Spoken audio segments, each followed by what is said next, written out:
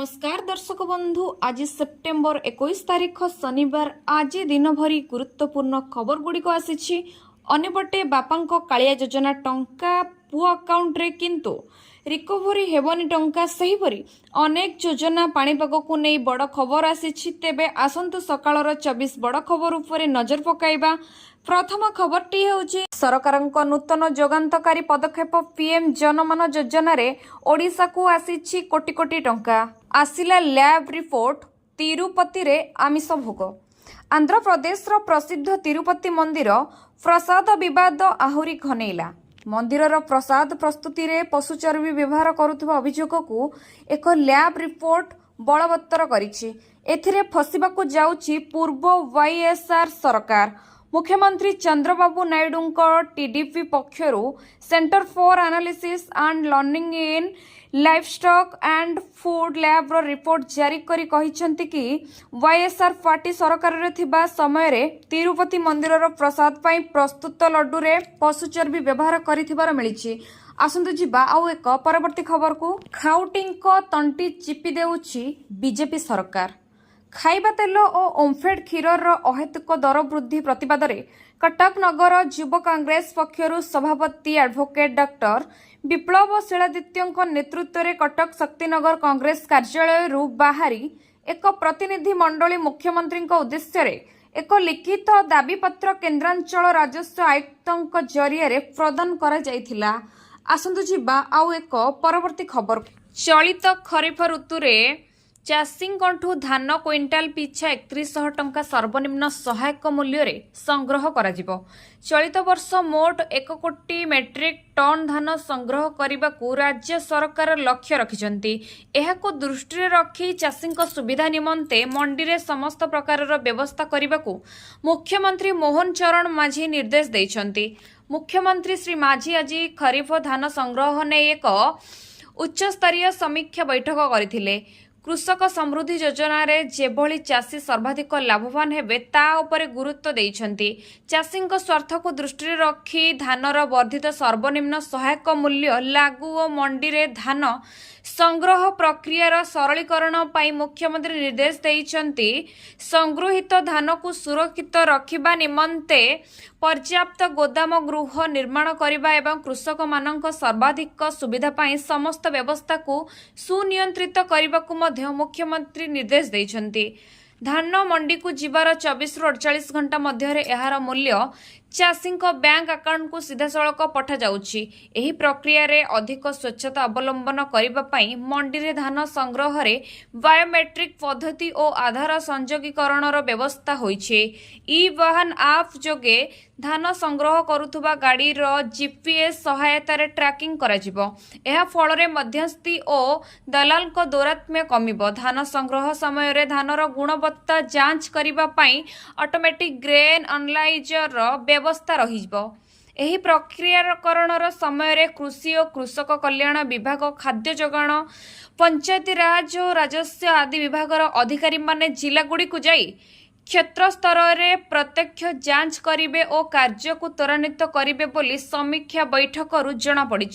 PPP mode रे गोदाम गृह निर्माण करा जिबा नै बैठक रे आलोचना होइथिबा मुख्यमंत्री कार्यालय पक्षरु सूचना दिया जायछि।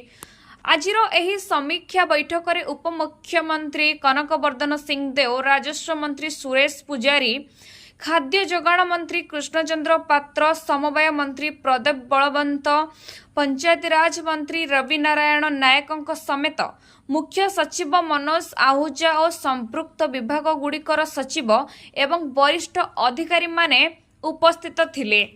सूचनायोग्य राज्यर बीजेपी सरकार धान क्विंटाल उपरे 800 टंका बोनस देबे। केंद्र सरकार धानर एमएसपी 2300 टंका धार्य करिथिबा बेले बाकी 800 टंका राज्य निजस्व तहबिलरु देब। बीजेपी धानर एमएसपी 300 देब बोली निर्वाचनी प्रस्तुत होइथिला। आसंतु जिबा आउ एक परवर्ती खबर को। आतिशी मार्लेनाଙ୍କ हातरे दिल्ली शासन भार। दिल्ली राजनीति रे होउछि क्षमतार परिवर्तन। आतिशी मार्लेनाଙ୍କୁ मिलिछि मुख्यमंत्री दायित्व।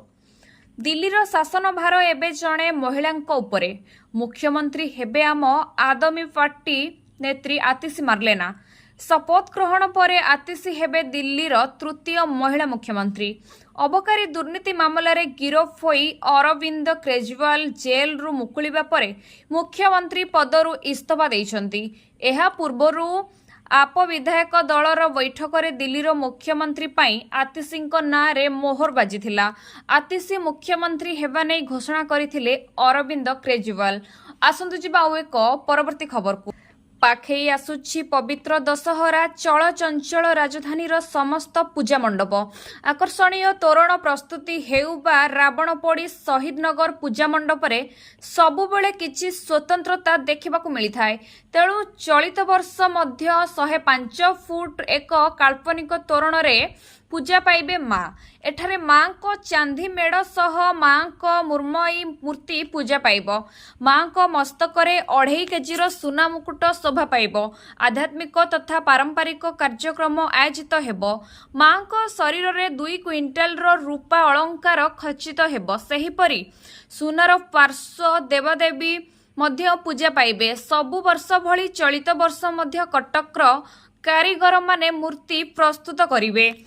चलित वर्षर पूजार विशेषत्व एही कि जे पूजारे समस्त सौंदर्यकरणीर परिवेश अनुकूल सामग्री व्यवहार कराजिबो। एपरि माँ को पूजारे मध्य वरुण काठ अगुरु भली बहु पारंपरिक सामग्री व्यवहार हेबो। चलित वर्ष मध्य स्वतंत्र पिठा भोग कराजिबो। स्वतंत्र रोषेया एही भोग प्रस्तुत करिवे। एथि सहित प्रतिदिन रातिरे खेचुड़ी चूड़ा घसा सेव बुंदी भली अन्यान्य भोग प्रस्तुत हेबो। सेहिपरि भक्त मानंक पाई सप्तमी रु दशमी पर्यंत प्रसाद सेवनर मध्य व्यवस्था करा जाइछि। आसंतु जिबा आउ एक परवर्ती खबर। तिरुपति लड्डू रे पशु चर्बी व्यवहार हेउथिला। आंध्र प्रदेश मुख्यमंत्री चंद्रबाबू नायडू एक आश्चर्यजनक दाबी करी कहउछंती जे वाईएसआर कांग्रेस द्वारा परिचालित पूर्व सरकार समय रे तिरुपति लड्डू तैयारी करिबा पाई पशु चर्बी व्यवहार करा जाउथला। वाईएस जगनमोहन रेड्डीଙ୍କ नेतृत्वाधीन दल एही अभियोग को खंडन करिबा सह एहाकू दुर्भाग्यजनक बोली कहिसंती। आसंतु जिबा आउ एक परवर्ती खबर। हीराकुद जल भंडार शीर्ष स्तर छुईला। हीराकुद जल भंडारर जलस्तर शीर्ष स्तर छुईला। हीराकुद जल भंडारर सर्वाधिक जल साधारण क्षमता 630 फुट रहिथिबा बेले आज राति 9टारे जलस्तर 629.54 फुट्रे पहुंची। जल भंडारर सबु गेट बंद रही। हीराकुद जल भंडार को 65,864 क्यूसेज जल प्रवेश करुथुबा बेले 40,454 क्यूसेज वन्य जल निष्कत्ति हेउछि।